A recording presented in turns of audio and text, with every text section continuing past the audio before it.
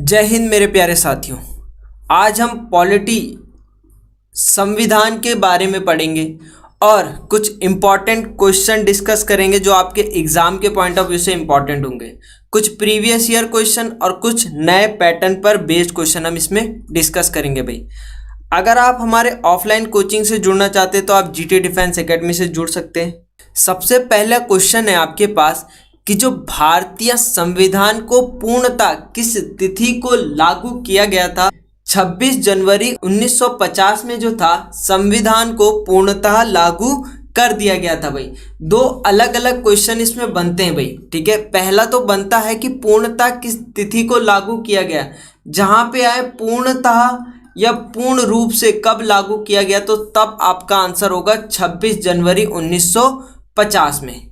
अगर आपके एग्जाम में क्वेश्चन ऐसे आता है कि संविधान सभा ने भारत के संविधान को कब अंगीकृत किया गया, कब अडॉप्ट किया, तो अडॉप्ट किया 26 नवंबर 1949 को, ठीक है। 26 जनवरी 1949 को तो अडॉप्ट किया गया, अंगीकृत किया गया, और लागू कब किया गया, ठीक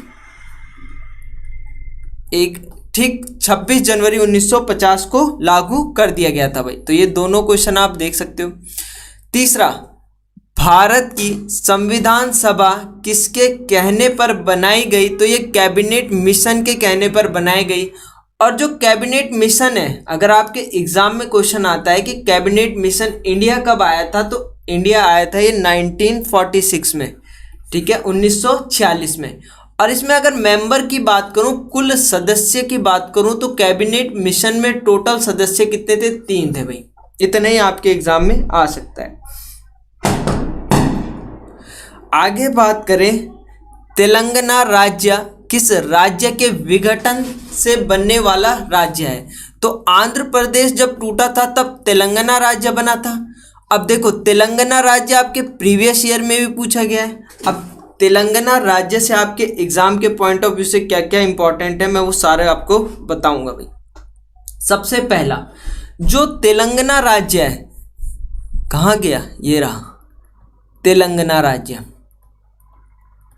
तो अगर आपके एग्जाम में क्वेश्चन आता है कि तेलंगाना राज्य कब बना, तो ये बना 2 जून सन 2014 में। ये जो तेलंगाना राज्य है ये भारत का 29वां राज्य था। कौन सा था, 29वां स्टेट था। अब आप बोलोगे कि सर स्टेट तो हमारे पास 28 है, तो बिल्कुल सही जवाब। देखो, अभी प्रेजेंट की बात करूं तो वर्तमान में हमारे पास 28 स्टेट है। अब देखो, जो आपका जम्मू एंड कश्मीर था ना, इसको क्या कर दिया भारत सरकार ने, 2 यूटी में चेंज कर दिया, एक जम्मू एंड कश्मीर और एक लद्दाख, ठीक है। तो 2 यूनियन टेरिटरी बना दी जम्मू एंड कश्मीर की, तो एक राज्य कम हो गया, जम्मू एंड कश्मीर था, तो टोटल 28 राज्य हो गए। और जो हमारी यूटी थी, यूटी जो थी प्रेजेंट में कितनी है, 8 यूटी है भाई। कितनी है, 8 यूटी। और जो आपकी दादर नागर हवेली थी, दादर नागर हवेली और दमन द्वीप, इन दोनों को जोड़कर एक यूटी बना दी गई, ठीक है मेरे प्यारे साथियों। तो प्रेजेंट में हमारी 8 यूटी है और 28 राज्य हैं। और जो तेलंगाना था वो कौन सा राज्य था, वो 29वां राज्य था। कब बना था, तो सन 2014 में बना था। किसके विघटन से बना था, तो आंध्र प्रदेश के विघटन से ये बना था। आंध्र प्रदेश से टूट के ये बना था भाई। इतनी कहानी, ठीक है। चलिए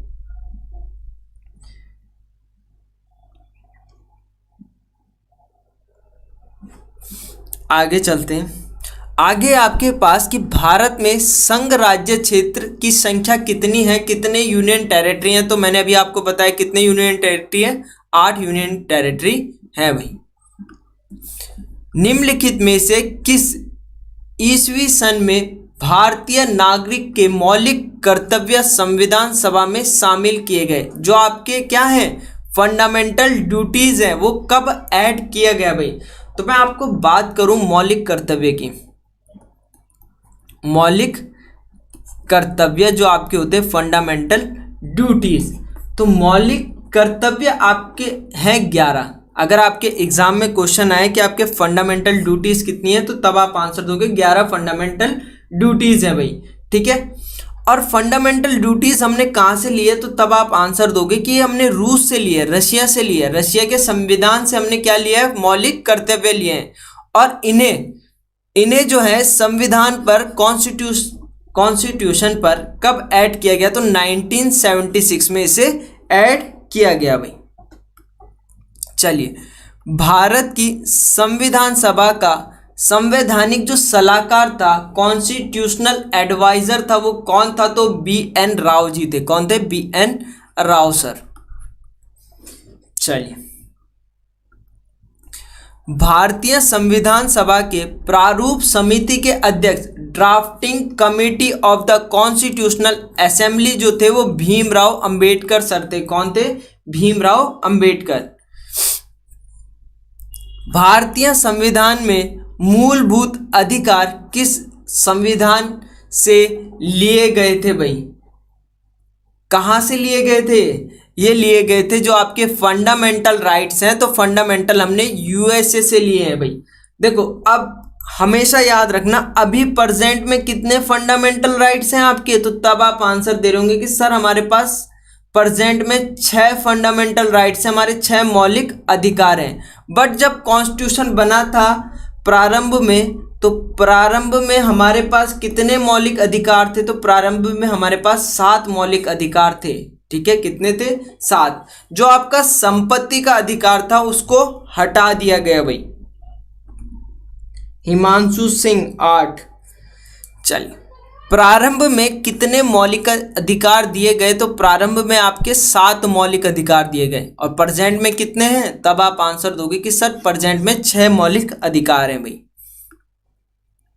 भारतीय संविधान के अनुसार जीवन का अधिकार एक क्या है, राइट टू लाइफ। तो राइट टू लाइफ एक मौलिक अधिकार है भाई, फंडामेंटल राइट्स है, जीने का अधिकार जिसे आप बोलते हो। आगे है आपके पास कि निम्नलिखित में से कौन सा अधिकार अभी भारतीय संविधान द्वारा एक मौलिक अधिकार के रूप में नहीं दिया जाता। तो जो मेरे प्यारे साथी हैं, जो हमारे पास संपत्ति का अधिकार था, राइट टू प्रॉपर्टी था, इसको क्या कर दिया गया, हमारे फंडामेंटल राइट से हटा दिया गया भाई, ठीक है। जो हमने कहाँ से लिए, USA से लिए भाई। आगे आपके पास कि जो भारतीय संविधान में कितने मौलिक कर्तव्य हैं, फंडामेंटल ड्यूटीज़ हैं, तो मैंने आपको अभी बताया कि हमारे पास 11 फंडामेंटल ड्यूटीज़ हैं जो हमने कहाँ से लिए हैं, तो तब आप आंसर दोगे कि हमने सर ये रशिया से लिए भाई। कहाँ से लिए, रशिया से लिए। यहाँ तक कहानी ठीक है। मोहित असवाल का बिल्कुल सही जवाब। चलिए भाई, आगे है आपके पास, देखो 3-4 चीज़ें आपको पता होनी चाहिए। कौन कौन सी,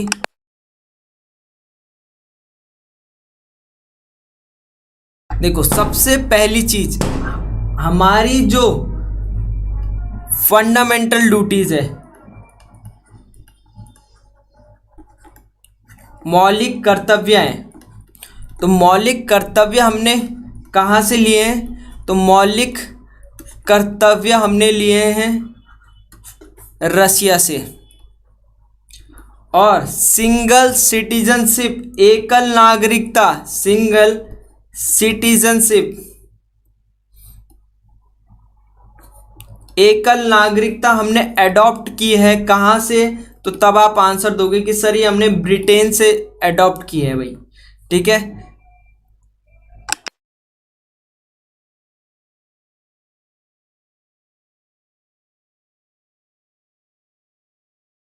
चलिए अगले क्वेश्चन का दीजिए आंसर। क्वेश्चन कह रहा है कि भारतीय संविधान के अनुसार कार्यपालिका का प्रमुख कौन होता है, तो कार्यपालिका का प्रमुख होता है राष्ट्रपति। कौन होता है, राष्ट्रपति भाई।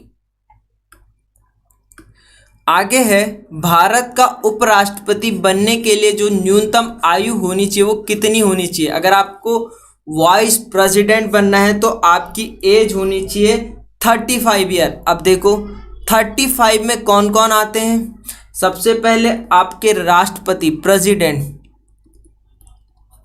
प्रेसिडेंट के चुनाव के लिए कितने उम्र चाहिए, तो 35 वर्ष। दूसरा आपके पास आता है वाइस प्रेसिडेंट, उपराष्ट्रपति, इसके लिए एज कितनी चाहिए? 35 साल। तीसरा आता है आपके पास गवर्नर, तो इसके लिए एज कितनी चाहिए? 35 वर्ष चाहिए भाई, ठीक है। जिसे आप क्या बोलते हो? राज्यपाल, इसे राज्यपाल बोलते हो, ठीक है। अब मैं अगर बात करूं लोकसभा की, तो लोकसभा सदस्य आपका हो गया विधानसभा सदस्य, विधानसभा के सदस्य, तो इनके लिए उम्र कितनी चाहिए? तो तब आप आंसर दोगे कि सर इनके लिए 25 साल चाहिए, 25 ईयर चाहिए भाई, ठीक है। और राज्यसभा की तो आप सबको पता होगा 30 साल। राज्यसभा की एज कितनी चाहिए? मिनिमम एज 30 ईयर आपकी होनी चाहिए भाई। यहाँ तक कहानी ठीक है। चलिए आगे बढ़ते हैं। आगे कह रहा है कि भारत का राष्ट्रपति किसका एक अभिन्न अंग है? तो मैंने आपको बार बार बताया ये घर बना के कि अंग किस किस के होते हैं। ये होता है लोकसभा, ये होता है राज्यसभा, और ये होता है क्या? प्रेसिडेंट। तीनों मिलकर क्या बनाते हैं? हमारे पार्लियामेंट बनता है भाई। तो संसद का अंग होता है। किसका होता है? संसद का। राष्ट्रपति पद में रिक्त की स्थिति में उपराष्ट्रपति अधिकतम कितनी अवधि के लिए राष्ट्रपति के तौर पर कार्य कर सकता है? तो लगभग 6 महीने तक राष्ट्रपति के तौर पर उपराष्ट्रपति कार्य कर सकता है। उसके बाद नया राष्ट्रपति चुना जाएगा, मतलब इसी बीच उन्हें नए राष्ट्रपति चुनना पड़ेगा भाई। देखो राष्ट्रपति जो होता है या तो अपना खुद से त्याग पत्र दे दे, या राष्ट्रपति की किसी कारणवश मृत्यु हो जाए, या राष्ट्रपति को महाअभियोग द्वारा हटाया जाता है भाई। ये तीन ही तरह से राष्ट्रपति को हटाया जा सकता है भाई। भारत का जो अटॉर्नी जनरल है उसकी नियुक्ति कौन करता है? तो अटॉर्नी जनरल की नियुक्ति करता है भारत के राष्ट्रपति। और अटॉर्नी जनरल ऑफ इंडिया कौन है? के वेणुगोपाल, के वेणुगोपाल, ठीक है। ये कौन है? भारत के अटॉर्नी जनरल है भाई। राष्ट्रपति संविधान के किस अनुच्छेद के अंतर्गत राष्ट्रपति आपात स्थिति को घोषित कर सकता है भाई, ठीक है।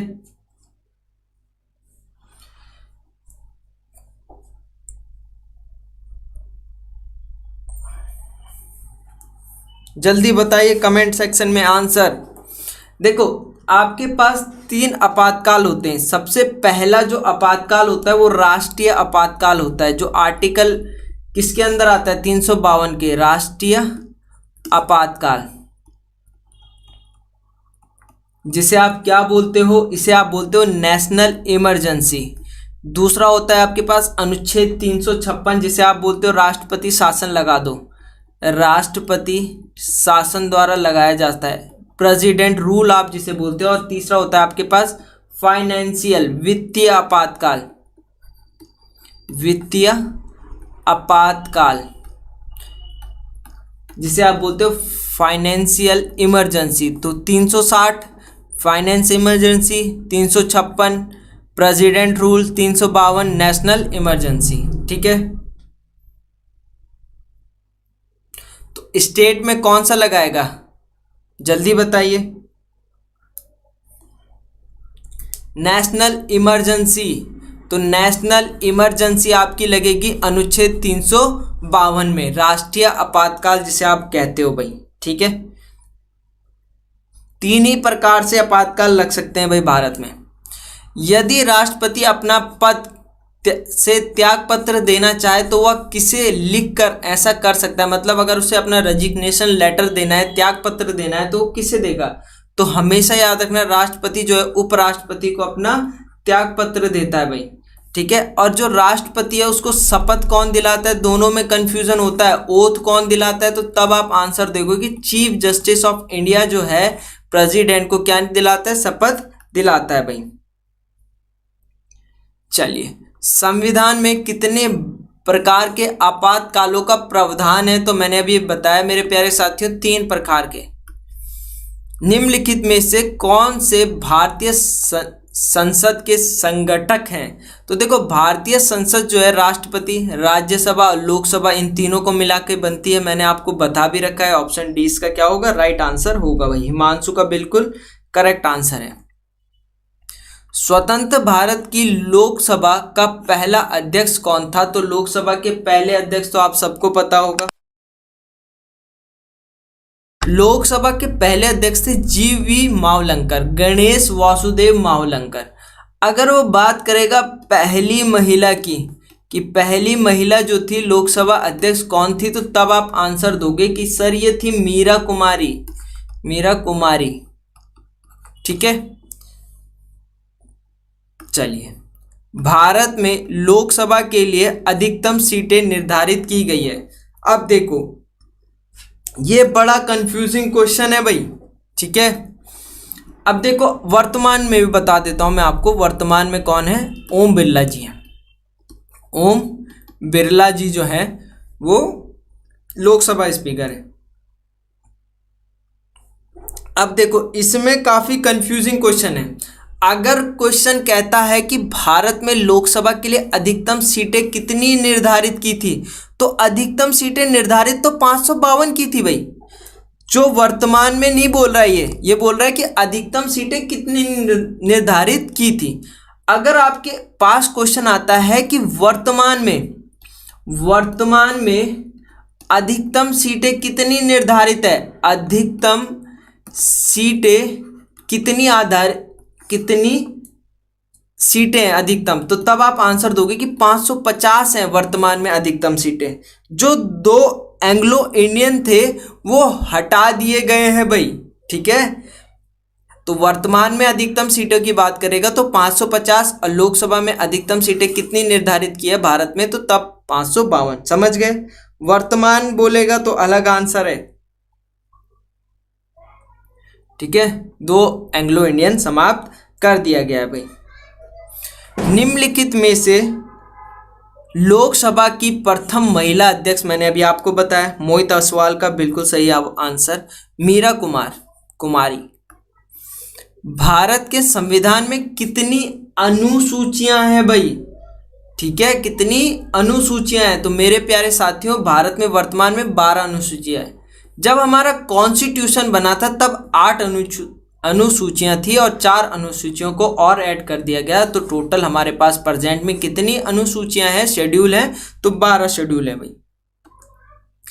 राष्ट्रीय सुरक्षा परिषद के जो अस्थायी सदस्यों की संख्या वो कितनी है? 5। देखो कुल सदस्य इसमें होते हैं 15, जिसमें से क्या होते हैं 5 जो है स्थायी सदस्य होते हैं और 10 जो है अस्थायी सदस्य होते हैं। ठीक है, जिसमें कौन है? अपना प्यारा भारत भी है भाई अस्थाई में। हाँ, इस टाइम पे अंतर्राष्ट्रीय अहिंसा दिवस कब मनाया जाता है? तो ये मनाया जाता है आपका 2 अक्टूबर को, जिस दिन हम गांधी जयंती भी मनाते हैं भाई। ठीक है, यहां तक कहानी ठीक है? यहां तक कहानी ठीक है? चलिए आगे है कि भारत के चुनाव आयुक्त को किसके द्वारा हटाया जा सकता है? तो चुनाव आयुक्त की सारी पावरें रहती है हमारे प्रेसिडेंट के पास, राष्ट्रपति के पास। परवीन सिंह का बिल्कुल राइट आंसर।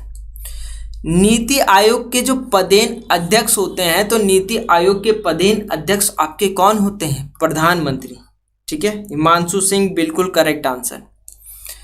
राज्यपाल के रूप में नियुक्त के लिए न्यूनतम आयु कितनी होनी चाहिए? राज्यपाल, अभी मैंने आपको बताया राज्यपाल।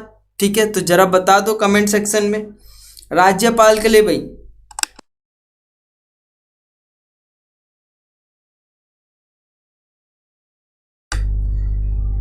देखो प्रेसिडेंट बिल्कुल सही जवाब, मोहित असवाल, प्रवीण सिंह। प्रेसिडेंट, राष्ट्रपति, वाइस प्रेसिडेंट, उपराष्ट्रपति और गवर्नर, तीनों के लिए एज कितनी होती है? तो तब आप आंसर दोगे कि सर 35 साल होती है भाई।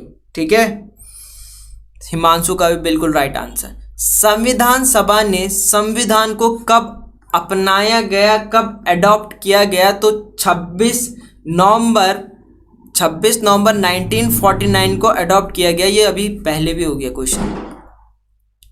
राज्य सरकार का संवैधानिक प्रमुख कौन होता है? तो जो राज्य सरकार होती है आपकी, स्टेट गवर्नमेंट होती है, इसका हेड आपका राज्यपाल होता है भाई। ठीक है।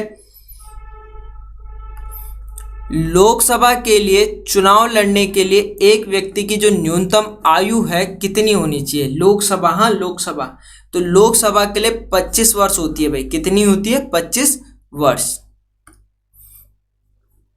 इसका दीजिए कमेंट सेक्शन में आंसर कि जो भारतीय संविधान में पहली बार संशोधन किया गया, कॉन्स्टिट्यूशनल अमेंडमेंट किया गया, फर्स्ट टाइम, वो कब किया गया भाई? फर्स्ट टाइम कॉन्स्टिट्यूशनल अमेंडमेंट कब किया गया?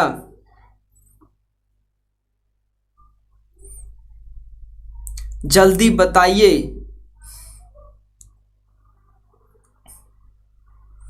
19 हिमांशु सिंह का बिल्कुल गलत।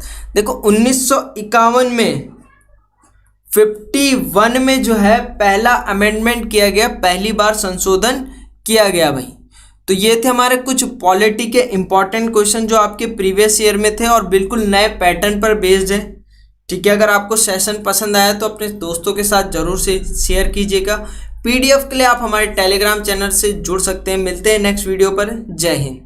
Infinity coaching centre part of GT defence academy ने हमेशा से ही अफोर्डेबल और क्वालिटी एजुकेशन पर फोकस किया है, इसीलिए यहाँ से लगभग 500 से ज़्यादा विद्यार्थियों को सिलेक्शन डिफेंस में हो गया है।